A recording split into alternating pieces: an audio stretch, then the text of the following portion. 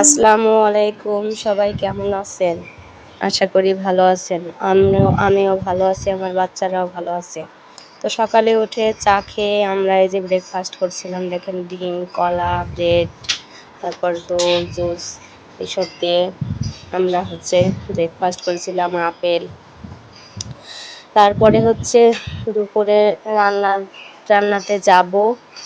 তো দুপুরে রান্নাটা অফ ক্যামেরায় করে নিচ্ছি। তো একটু পায়েস খেতে চেয়েছিল বাবুরা, একটু পায়েস বানিয়ে নিলাম।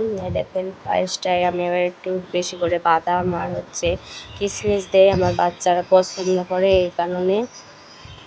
তো এইভাবে করে পায়েসটা আমি রান্না করে নিলাম অনেকগুলো দুধ দিয়ে। পায়েসে যত দুধ বেশি দিবেন তত রান্নাটা ভালো হবে। এই দেখেন আমার পায়েসটা রান্না করা হয়ে গেছে, অনেক সুন্দর হয়েছে, অনেক টেস্ট হয়েছে। তো আমার মেয়ে আবার বললো যে একটু টেস্ট করে দেখি, তো টেস্ট করার জন্য আমি আবার বাটিতে তুলে দিলাম।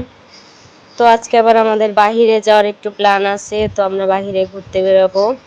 তো আমার মেয়ে খাওয়া দাওয়ার পরে একটু পায়েস খেয়ে নিল। এই তো আমরা বাহিরে ঘুরতে বেরোলাম, আমার আপার কাছে গিয়েছিলাম, ওখানে যাই আমার বাচ্চারা আবার একটু রোল খেলো।